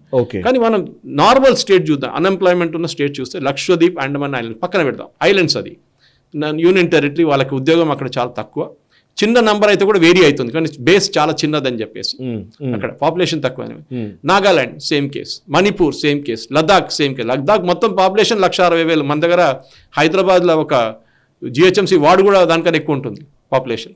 అరుణాచల్ ప్రదేశ్, గోవా, పంజాబ్ చూడండి 18% అన్ఎంప్లాయ్మెంట్. మళ్ళీ ఎందుకు కెనడాకి వెళ్ళారండి? కెనడాకి వెళ్తారు వాళ్ళు, ఎందుకంటే ఉద్యోగం చేయడానికి వాళ్ళు ఓన్లీ అగ్రికల్చర్ మీద డిపెండెంట్. లేని వాళ్ళు అన్ఎంప్లాయిడ్గా ఉంటారు వాళ్ళు. మీరు అదే చూస్తారు. There are certain states government జాబ్కి అంత క్రేజ్నెస్ లేదు అక్కడ. Punjab is one of them actually. అది కాకుండా ఎంప్లాయిడ్ స్టేట్ చూడండి, that is most impressive Sai గారు. నేను దాంట్లో మనకు తెలంగాణ కనిపించట్లేదు surprisingly. Number 1 state with least unemployment Madhya Pradesh 2%, 2.6%. Bah. Gujarat 3.1, వీళ్ళందరూ తిడతారు కదా మోదీ గారిని. జార్ఖండ్ 3.6, ఢిల్లీ 4.6, ఛత్తీస్గఢ్ 6.3, దాద్రా నగర్ హవేలీ, త్రిపుర, సిక్కిం అంతా చిన్న చిన్న తీసుకోవచ్చు మనం. West Bengal is also doing well 9%, Uttar Pradesh 9.8. 9.8 ఎక్కడ ఉంది ఉత్తరప్రదేశ్లో? వీళ్ళందరూ తిడతారు ఉత్తరప్రదేశ్ని, కేరళలో ఉన్న వాళ్ళు చాలామంది కమ్యూనిస్ట్ వాళ్ళు. 29% మీ దగ్గర ఉంటే వాళ్ళ దగ్గర 9% ఉంది. డిఫరెన్స్ చూసుకోండి ఒకసారి. సో నా స్టోరీ ఏంటంటే ఇంకేం లేదు సాయి గారు, మీరు ఎంప్లాయ్మెంట్ ప్రొవైడ్ చేయాల్సిందంటే you have to create an atmosphere for that. మీరు ధర్నాలు పెట్టి, మీరు ధమ్కీ ఇచ్చి, అక్కడ ఇంకో కాన్సెప్ట్ ఉంది సాయి గారు, మన ప్రేక్షకులకు చాలామంది అక్కడ కేరళకి ఎన్నో తెలుసు ఇది. మీరు బయట నుంచి మీ ఇల్లు షిఫ్ట్ చేస్తున్నారు, ఓకే, మీరు ఒక సిటీ నుంచి మెడ్రాస్, చెన్నై నుంచి మీరు కేరళకి వస్తున్నారు. ఇలాంటి take Cochin as an example, కొచ్చికి వచ్చారు, మీ అపార్ట్మెంట్ ఒకటి తీసుకున్నారు, మీరు లగేజ్ తీసుకొచ్చారు, మీరు అన్లోడ్ చేయలేరు, అది మీరు అన్లోడ్ చేయకూడదు. అక్కడున్న హెడ్ లోడ్ వర్కర్స్ యూనియన్ ఉంటారు, వాళ్ళు డిటర్మైన్ చేస్తారు ఇదంతా దింపడానికి మాకు 30,000 రూపాయలు కావాలంటాడు. మన దగ్గర 5,000, 6,000 అయిపోతుంది, అది 30,000 రూపాయలు కావాలంటాడు, లేకుంటే దింపనీయడు. ఎవరు దింపొచ్చు? Only the house owner. ఆ ట్రక్ కోడ్ కూడా ముట్టకూడదు. అంతే. ఇంట్లో ఉన్న మహిళలు, ఇంట్లో ఉన్న పిల్లలు అందరు కలిపి లగేజ్ దింపొచ్చు. ఎట్లా దింపుతారు సాయి గారు పెద్ద పెద్ద? సో వాడు అడిగిన రేట్ ఇవ్వాల్సిందే మీరు. ఇది ఇంకోటి కాన్సెప్ట్ ఉంది కేరళలో, నోకు కూలీ అంటారు. ఈ జేసీబీలు వచ్చే ముందు మాన్యువల్గా మట్టి తీసేటోళ్ళు, మట్టి ఇసుక అంతా అక్కడి నుంచి తీసి ఇక్కడ వేయడము, లారీలు వేయడము, లారీ నుంచి తీయడం అంతా. జేసీబీలు వచ్చిన తర్వాత ఏమైంది సాయి గారు, 100 మంది పనిచేస్తున్న పని ఒకటే జేసీబీ చేసుకుంటుంది. 100 మంది ఉద్యోగం పోయింది కదా అంటాడు వాడు. ఒకరిని పక్కన పెడతాడు చూడ్డానికి, ఎన్ని లారీలు పోతున్నాయి దాన్ని కౌంట్ చేసుకుంటాడు. ఆ లారీలు పోయిన మట్టికి ఒక పర్సంటేజ్ వీళ్ళకి ఇవ్వాలి కమిషన్. పనేం చేయలేదు కానీ డబ్బులు ఇవ్వాలి. మరి అన్ఎంప్లాయ్మెంట్ ఎందుకు రాదు సాయి గారు ఇట్లాంటి పనులు చేస్తే? ఒక ఇండస్ట్రీ ఎందుకు రాదు? చాలామంది బినాని, కమల్క బినాని, చాలా కంపెనీ షట్ డౌన్ అయిపోయింది. అక్కడ పెద్ద పెద్ద కంపెనీలు బంద్ చేసి వెళ్ళిపోయారు. అందరు కోయంబత్తూరు వైపు వెళ్తున్నారు. Across the border Malayalis run చేస్తున్న కంపెనీలు ఉన్నాయి కోయంబత్తూరులో. మోటార్ తయారు చేస్తున్న కంపెనీలు, స్టెబిలైజర్ తయారు చేస్తున్న కంపెనీ అన్ని. వీగార్డ్ అన్న కంపెనీ సాయి గారు మీకు తెలుసు, చాలా popular. It belongs to Kochi Chittilappilly, Malayali from Kochi, పెద్ద ఇండస్ట్రియలిస్ట్ ఆయన. ఆయన ఒక్క కంపెనీ పెట్టలేదు కేరళలో. లులు మాల్ ఓనర్ ఉన్నారు. అవును, దుబాయ్లో ఫేమస్. ఆయన అందరికి తెలుసు. లులు మాల్లో మాల్స్ పెట్టారు కేరళలో, కరెక్ట్. కానీ ఒక్క ఫుడ్ ప్రాసెసింగ్ యూనిట్ పెట్టింది ఉత్తరప్రదేశ్లో తీసుకెళ్ళి పెట్టాడు. సో వాళ్ళకి తెలుసు ఎక్కడ ఏ పని చేయించుకోవాలి. So this is very very important. ఎందుకంటే అన్ఎంప్లాయ్మెంట్ గురించి మాట్లాడుతున్నప్పుడు ఈ కమ్యూనిస్ట్ వాళ్ళు, ఎందుకంటే దే ఆర్ జురాసిక్. ఇక్కడ తెలంగాణ లక్కీలీ వాళ్ళ నుంచి బయటపడ్డారు, కానీ ఇక్కడ కూడా అయిపోతుంటే ఫినిష్ చేసేస్తుండే. చూడండి రేవంత్ రెడ్డి గారు, what ever said and done. Politically BJP వ్యతిరేకం ఉండొచ్చు, అన్నీ ఉండొచ్చు అన్నాడు, కానీ ఆయన కూడా అదే లాంగ్వేజ్ మాట్లాడుతున్నారు సాయి గారు. ఎంప్లాయ్మెంట్ క్రియేట్ చేయాలి, దానికోసం ఒక అట్మాస్ఫియర్ క్రియేట్ చేయాలంటున్నారు. And definitely that is the way to go head. ఇది మీరు ఇట్లా కొట్లాడుకొని 29-30% అంటే 100లో 30 మందికి ఉద్యోగం లేదు కేరళలో. అదే టైంలో గుజరాత్లో 100లో 97% మందికి ఉద్యోగం ఉంది, 3 మందికి ఉద్యోగం లేకుండా ఉన్నారు. ఇది చాలా ఇంపార్టెంట్ సాయి గారు, డెఫినెట్లీ. ఓకే సార్, అసలు నిజంగా ఇప్పుడు మీరు చెప్తుంటే అసలు కేరళ కమ్యూనిస్టుల చెరలో కేరళ ఎలా పతనమైంది అన్న దాని మీద ఒక సిరీస్ చేయొచ్చేమో. లిటరల్లీ కమ్యూనిస్ట్ ఒక్కలే కాదు, కాంగ్రెస్ వాళ్ళు కూడా ఎవరైనా అంతే. అక్కడ భావజాలం సేమ్, కాంగ్రెస్ కూడా ఐఎన్టీయూసీ ఉంటే వాడిది సిఐటి ఉంటుంది, భావజాలం సేమ్ కదా, సేమ్ ఫిలాసఫీ. ఈ చెమట తోడలాలి అంటారు, నేను చెప్పిన కాన్సెప్ట్. అంటే మీరు ఒక సోఫా కొనుక్కొచ్చినప్పుడు సోఫా విలువ ఒక 50,000 రూపాయలు అంటారు, అది దింపడానికి 5,000 అడుగుతాడు. ఆలోచించండి, ఇది పెద్ద ప్రాబ్లం. మా నాన్నగారు ఇక్కడి షిఫ్ట్ అయినప్పుడు, ఆయన హైదరాబాద్ నుంచి 1990లో షిఫ్ట్ అయినప్పుడు, హైదరాబాద్ నుంచి రిటైర్ అయిన తర్వాత కేరళకి వెళ్ళినప్పుడు దింపడానికి చాలా పెద్ద గొడవ జరిగింది. ధమ్కి ఇచ్చారు లాస్ట్ మా నాన్నగారికి, మిమ్మల్ని చూసుకుంటా మీరు ఎట్లా ఉంటారు ఇక్కడ అని చెప్పేసి. ఆలోచించి ఎందుకు ఉంటారు అప్పుడు? మా అమ్మగారు అదే అంటారు, నేను ల్యాండ్ కొనేసాను కేరళలో ఎప్పుడో 15 సంవత్సరాల ముందు. వెళ్దామంటే మా ఫ్యామిలీ వాళ్ళు అగ్రీ చేస్తలేరు, వద్దు నువ్వు ఇక్కడ వస్తే కొట్లాడ పెట్టుకుంటావు వద్దు అందరితో అని చెప్పేసి. Because we're used to a certain discipline. ఇక్కడ ఆ డిసిప్లిన్ అక్కడ లేదు, జనరల్గా లేదు. అది చెప్తున్నాను. Inefficiency is the reason Kerala unemployment ఇంత పెరిగింది సాయి గారు. ఇంకోటి ట్రేడ్ యూనియనిజం, ఈ రెండు కలిపి బిజినెస్ ట్రేడ్ యూనియనిజం అనేది ఇట్ ఈస్ గుడ్.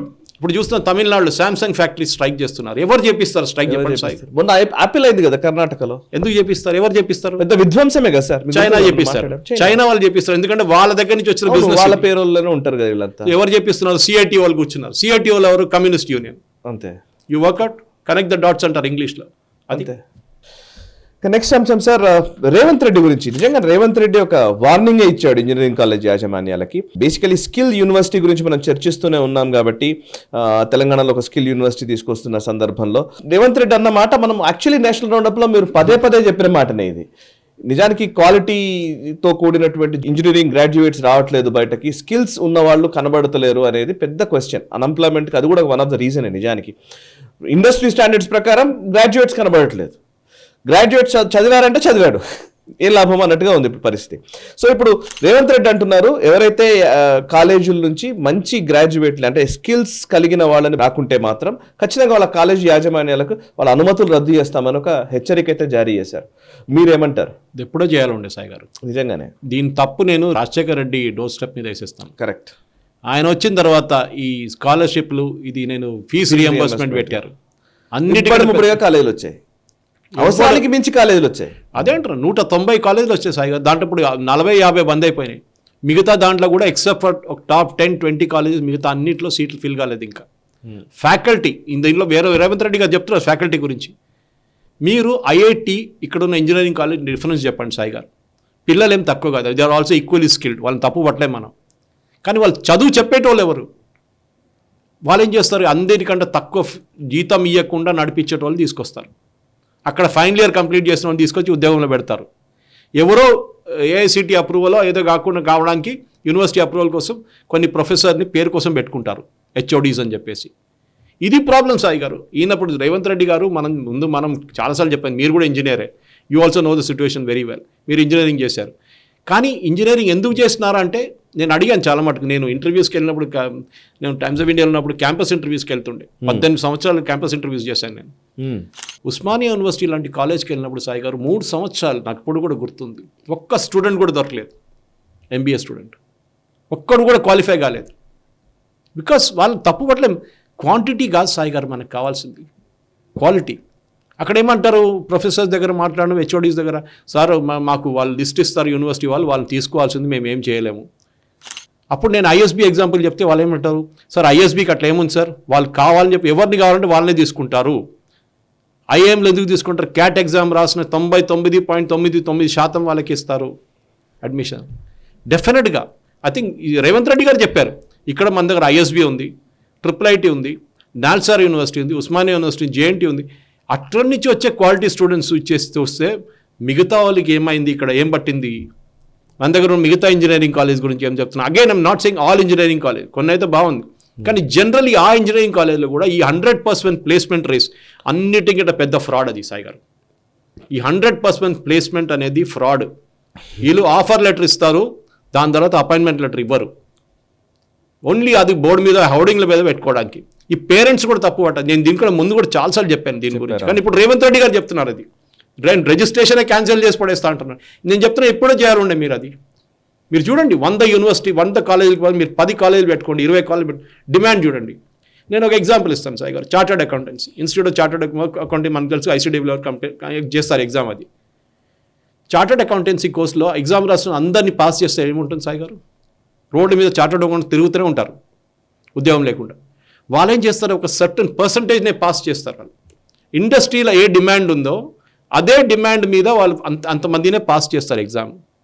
ఇండస్ట్రీలో ఈ సంవత్సరం 350 మంది, 560 మంది కావాలి, లేదు 1000 మంది కావాలి. Exactly that number will pass out. అంటే వాడు బయటికి రాగానే వాడికి ఉద్యోగం రెడీగా ఉంటుంది. ముందు సిఎస్ ఉద్యోగం చేయకపోతుండే, దే యూస్ టు ప్రాక్టీస్. ఇప్పుడు చాలామంది జాబ్కి వెళ్తున్నారు అన్నమాట. సో ఇదొక ఏం చేయాలండి, దిస్ ఎంటైర్ థింగ్. అది రేవంత్ రెడ్డి గారు చెప్పిన దానికి ఇంకా నేను చెప్తే పెద్ద కొట్లాడవుతుండేది. గాంజాలు అమ్ముకుంటున్నారు, గాంజా చేసుకుంటున్నారు, డ్రగ్ పెడ్లింగ్ చేస్తున్నారు గ్రాడ్యుయేట్లు అందరని చెప్తున్నారు. రేవంత్ రెడ్డి గారు చెప్పారు ఇది. అంటే ఉద్యోగం లేదు, ఉద్యోగం లేనప్పుడు ఇట్లాంటి పని చేస్తున్నారని చెప్తున్నారు. చాలా బాధాకరం అది. Definitely what is said is correct. CM గారు అది కూడా చెప్పారు, నేను 30,000 మందికి ఆల్రెడీ ఉద్యోగం ఇచ్చాను, నోటిఫికేషన్ ఇష్యూ అవుతుంది, ఇంకా 30,000కి ఇస్తాను నేను అంటున్నాను. కానీ అప్పుడు కూడా not even a drop in the ocean. అప్పుడు కూడా ఈ అన్ఎంప్లాయ్మెంట్ ఉంటుంది. ఇప్పుడు ఏమంటున్నారు ఆయన, మేము స్కిల్ యూనివర్సిటీ అన్నారు. నేను చెప్తాను, ప్రధాన మంత్రి కౌశల్ వికాస్ యోజన ఉంది సాయి గారు, అది ఎందుకు యూజ్ చేయట్లేదు చెప్పండి? అది స్కిల్ డెవలప్మెంట్ కదా. కానీ అక్కడేంటి, అక్కడ ఇంజనీరింగ్ కాదు, ప్లంబర్స్, ఎలక్ట్రీషియన్స్, అదే ఉద్యోగం కాదు కదా. మనకు కావాల్సింది గవర్నమెంట్ ఉద్యోగం. అది లేకుంటే యూఎస్కి వెళ్ళాలి నాకు. అక్కడ యూఎస్లో పోయి నువ్వు ఏం చేస్తావు అది ఇంకో స్టోరీ అది.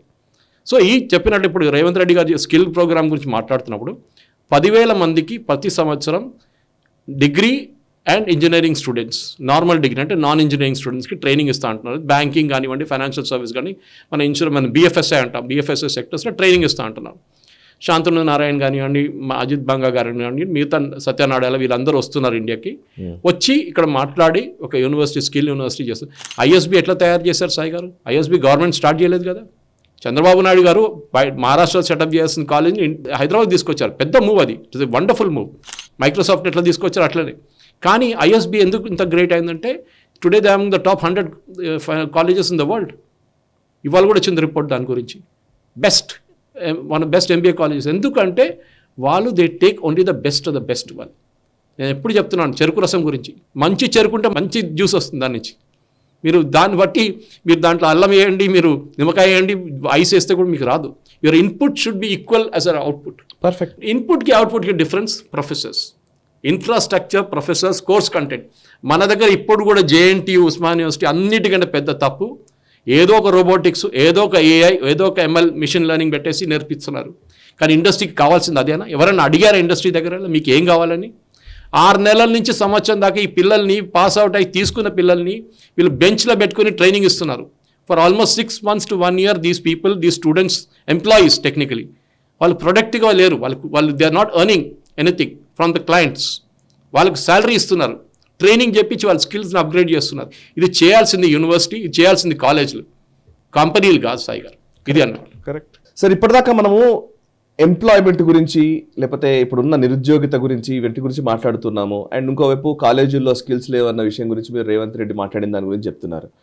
కానీ ఉద్యోగం వచ్చిన తర్వాత ఒత్తిడి తట్టుకోలేక చనిపోయిన వ్యక్తుల విషయం కూడా ఇప్పుడు చర్చలో ఉంది. యాక్చువల్లీ ఎర్న్స్ట్ అండ్ యంగ్ ఏదైతే టెక్కీస్ Big 4 కంపెనీలో ఒకటిగా చెప్తూ ఉంటారు, ఎర్న్స్ట్ అండ్ యంగ్, EY ఒక CA 26 ఏళ్ల యువతి చనిపోయిన పరిస్థితి. దానికి వెంటనే వాళ్ళ మదర్ చనిపోయిన తర్వాత ఇంత ఒత్తిడి ఆమె ఎదుర్కొంది, ఇంత దారుణంగా పరిస్థితులు ఉన్నాయనే దాని మీద పెద్ద ఒక లేఖ రాసింది SEOకి. ఆయన రెస్పాండ్ అయ్యారు. మొత్తం ఒక టెక్కీస్లో ఇప్పుడు ఇదే పెద్ద చర్చ నడుస్తోంది. EY మాత్రమే కదా, ఆల్మోస్ట్ అన్ని కంపెనీస్లోనూ ఈ ప్రెషర్, విపరీతమైన ప్రెషర్ ఉంది. అఫ్కోర్స్ నా వైఫ్ కూడా మీడియా కూడా తక్కువ కాదు, ఎక్కడైనా ప్రెషర్ ఉంటుంది, విపరీతమైన ప్రెషర్ ఉంటుంది. ఆ ప్రెషర్ని తట్టుకొని నిలబడగలిగడం అనే దగ్గరికి వచ్చేసరికి సరే రెండు అంటారు. కొంతమంది ఏమో దానికి ప్రిపేర్డ్గా ఉండడం ఒకటి, లేదు పైన స్థాయి నుంచి విపరీతమైన ప్రెషర్ వస్తున్నప్పుడు దాన్ని హ్యాండిల్ చేయడం నేర్చుకోవాలి. అండ్ వీళ్ళలో వెల్నెస్ ప్రోగ్రామ్స్ కూడా చాలానే ఉంటాయి, మళ్ళీ యోగాలని ఇంకోటి అనేదో చెప్తూ ఉంటారు. కానీ అవన్నీ వర్కౌట్ అవ్వట్లేదా? ఈ ఇష్యూని ఎట్లా చూడాలి? యాక్చువల్లీ నిజానికి తెలుగు ప్రసార మాధ్యమాలు ఎవరు ఈ విషయం గురించి వార్త కూడా ఇవ్వట్లే. సో మనం మాట్లాడాల్సిన అంశం ఇది. ఇన్ఫాక్ట్ ఈ అమ్మాయి పాపం she's from Kerala, actually Kerala నుంచి అమ్మాయి. హర్ నేమ్ ఇస్ అన్నా సెబాస్టియన్ పెరైల్. 26 సంవత్సరాల అమ్మాయి, young girl, chartered accountancy course pass అయింది. 26 ఏజ్లో చార్టర్డ్ అకౌంటెన్సీ పాస్ కావాలంటే you should B brilliant, really brilliant. మొన్ననే ఆమె కాన్వకేషన్ కూడా జరిగింది. దాని తర్వాత వాళ్ళ పేరెంట్స్తో ఉన్న పిక్చర్ కూడా ఉందన్నమాట. సో ఇది సాయి గారు టాపర్ అంట, మొదటి నుంచి కూడా మంచి చదువు చదువుకుంటూ. సో ఈ కార్పొరేట్ ఎన్వైరన్మెంట్లో ప్రెషర్ అనేది ఉంటుంది సాయి గారు, లేదని చెప్పలేము. మన భారతదేశానికి IT సెక్టర్ ఎందుకు వచ్చిందంటే కాస్ట్ ఆర్బిట్రేజ్ మీద వస్తుంది. యుఎస్లో మీకు $100 ఒక అర్ధ గంటకు పే చేయాలంటే భారతదేశంలో $10 పే చేస్తే చాలు క్లయింట్కి. సో వాడి వర్క్ ఇండియాకి షిఫ్ట్ చేస్తాడు. అది కాల్ సెంటర్ ఉండొచ్చు, IT పని ఉండొచ్చు, ఏదైనా ఉండొచ్చు. వీఆర్ వర్కింగ్ ఓన్లీ, ఎవరు అన్నారు వీఆర్ IT కూలీస్ అన్నారు. Actually it is correct. మనం ప్రోడక్ట్ ఇప్పుడు దాకా డెవలప్ చేయలేదు. మన దగ్గర ఒక యాపిల్ లాంటి ప్రోడక్ట్, లేకుంటే SAP లాంటి ఒక ప్రోడక్ట్ మనం డెవలప్ చేయలేదు. We are only a service industry.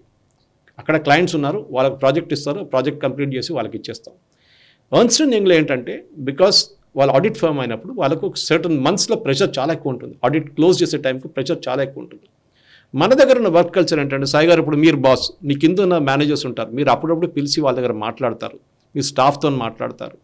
ఎవరైనా మేనేజర్ మిస్బిహేవ్ చేసినప్పుడు మీరు మీ ఆఫీస్లో మీకు కనిపిస్తుంది అది ఈజీగా. కరెక్ట్. చిన్న ఆఫీస్, ఒక 5,000 మంది 10,000 మంది మల్టీ లొకేషనల్ యూనిట్స్ ఉన్నప్పుడు ఎవరు ట్రాక్ చేస్తారు వీళ్ళని? ఒక కంపెనీ పాలసీ ఉంటే కూడా మేనేజర్ మీద ప్రెషర్ పెడతారు. రేపు పొద్దున్న దాకా నాకు ఇది కావాలంటాడు. వాడు చూస్తే పని ఇంకా రేపు పొద్దునంటే ఎల్లుండి దాకా ఒక వారం తర్వాత కూడా పని ఫినిష్ కాదు. ఏం చేస్తాడు? అందరిని కలుపుకొని నాకు తెలియదు రేపు పొద్దున్న దాకా నాకు పని కావాలంటాడు. సో ప్రెషర్ అందరి మీద ఉంటుంది. సో అన్నం తినకుండా, ఎక్సర్సైజ్ లేకుండా, డెస్క్ మీద కూర్చొనో ఇంటి నుంచో పని చేసినప్పుడు ఈ అమ్మాయి కూడా అదే జరిగింది సాయి గారు. షీ హ్యాడ్ చెస్ట్ పెయిన్, 2-3 సార్లు చెస్ట్ పెయిన్ వచ్చిన డాక్టర్ దగ్గర కూడా వెళ్ళిందంట. ఈసీజీ చెక్ చేసినప్పుడు నార్మల్ ఉంది, నథింగ్ రాంగ్. సో డాక్టర్ అన్నారంట, మీరు అమ్మ కరెక్ట్గా టైంకి తినండి, కొంచెం లైట్ ఎక్సర్సైజ్ చేయండి, then only you can get rid of this అని చెప్పారట. దాని తర్వాత వారం తర్వాత ఆమె చనిపోయింది పాప హార్ట్ అటాక్తో. సో ఈ చెప్పాల్సిందంటే నేను కూడా చిన్నప్పుడు I mean when we are starting our career, నేను హోటల్ ఇండస్ట్రీ నుంచి స్టార్ట్ చేశాను because I hotel management graduate. మీడియాలో వచ్చే ముందు హోటల్ ఇండస్ట్రీలో 18 అవర్స్ అంటే నార్మల్ సాయి గారు. డబుల్ షిఫ్ట్ అంటే ఒక టేకన్ ఫర్ గ్రాంటెడ్, ఇవాళ పొద్దున వస్తే రేపు పొద్దున్న దాకా అంతే నడుస్తూ ఉంటుంది. సో ఈ ప్రెషర్ అనేది తట్టుకోపోలేక నిర్మలా సీతారామన్ గారు చెప్పినప్పుడు చాలామంది ఆమె మీద ప్రొటెస్ట్ చేశారు, ఎందుకు మీరు ఇట్లా you should be able to handle pressure, అది కరెక్టే. కానీ అన్రీజనబుల్ ప్రెషర్ కూడా హ్యాండిల్ చేయలేము, అది మేనేజర్ వాళ్ళ పని. మేనేజర్ని సెన్సిటైజ్ చేయడం బడ్డీ సిస్టమ్ అంటారు, అంటే కొత్తగా ఎవరైనా జాయిన్ చేసినప్పుడు వాళ్ళతో ఒక బడ్డీని పెడతారు, స్లైట్లీ ఎక్స్పీరియన్స్ పర్సన్ని ఆయనతోనే పెడతారు. So that they will be able to any complaint ఉంటే వాళ్ళు చెప్పేస్తారు ఇట్లా ప్రాబ్లం ఉంది సార్ అంటే వాళ్ళు సార్ట్అవుట్ చేస్తారు, డైరెక్ట్గా కంప్లైంట్ చేయలేరని చెప్పేసి. మీరు చెప్పినట్లు కౌన్సిలింగ్ సెంటర్స్ కానివ్వండి, యోగా కానివ్వండి, కెఫ్టీరియా కానివ్వండి, పికప్ అండ్ డ్రాప్ అనేది అన్నీ ఉంటుంది. కానీ you have to create that atmosphere. నేను మీడియాల ఫీల్డ్లో స్టార్టింగ్లో ఉన్నప్పుడు కూడా, నేను బెంగళూరులో ఉన్నప్పుడు బెంగళూరు అడ్వర్టైజింగ్ ఏజెన్సీస్కి వెళ్తుండే, వాడు చాలా వడికల్ ప్రౌడ్గా చెప్తుండేవాడు, నేను నిన్న పొద్దున వచ్చాను చూడు, ఇప్పుడు దాకా ఇక్కడే ఉన్నాను పనిచేస్తున్నాడు. అరే ఏంట్రా బాబు, ఏం మెడల్ ఇస్తారా నీకు, 26 తారీఖు పరేడ్ గ్రౌండ్లో పిలిచి నీకు మెడల్ ఇస్తారా ఎవరైనా? చనిపోతే ఎవరికి పోతుంది? మీ అమ్మ నాన్నకి పోతుంది అంతే, ఇంకెవరికి పోదు. కంపెనీ వారం రోజుల తర్వాత నిన్ను మర్చిపోతారు నిన్ను. సో ఇది ప్రాబ్లం. సోఫా మీద వండుకుంటున్నాను రాత్రి, చూడు బట్టలు పెట్టుకున్నాను ఆఫీస్లోనే, స్నానం చేసి మళ్ళీ పొద్దు నుంచి వర్క్. టు సర్టన్ ఎక్స్టెంట్ ఒక ఏజ్ రెండు ఉన్నాయి సార్. అంటే ఇప్పుడు నా వైఫ్ ఐటీలో పనిచేస్తారు, తను నేను రెగ్యులర్గా చూస్తుంటాను కదా. సో బేసికల్లీ నువ్వు కొంచెం పెరుగుతున్న కొద్దీ, అంటే రోల్ పెరుగుతున్న కొద్దీ ప్రెషర్ అనేది నీకు తెలియకుండానే ప్రెషర్ వస్తుంటుంది. ఎంత ప్రెషర్ వస్తుంటుంది అంటే వాళ్ళు కూడా అలాగే చేస్తూ ఉంటారు. పైన నువ్వు పని చేస్తున్న వాడికి ఎక్కువ ప్రెషర్ ఇవ్వడం అనేది జనరల్ గా జరుగుతూ ఉంటుంది. ఇంకోటి ఏంటంటే, ఇప్పుడు మీరు అన్నారు కదా, ఈ మధ్య కాలంలో యంగ్స్టర్స్ కి, ఇప్పుడు మనం కూడా టీమ్స్ ని హ్యాండిల్ చేస్తాం కాబట్టి, వాళ్ళకి స్మార్ట్ వర్క్ హార్డ్ వర్క్ తేడా తెలియట్లేదు చాలా మందికి అనిపిస్తుంది. మీరు please correct me if I'm wrong. మీరు 24 గంటలు పని చేస్తారు, నాకు తెలుసు, ఎంత పని చేస్తారో నాకు తెలుసు. దాంట్లో ఇష్టం ఉంటుంది, మీరు ఏదైనా పని చేస్తుంటే ప్యాషన్ ఉంటుంది. నేర్చుకుంటున్నప్పుడు మళ్ళీ మన టైం మనం కరెక్ట్గా సెగ్రిగేట్ చేసుకోవడము, ప్లాన్ చేసుకోవడము, ఇవన్నీ ఉంటాయి.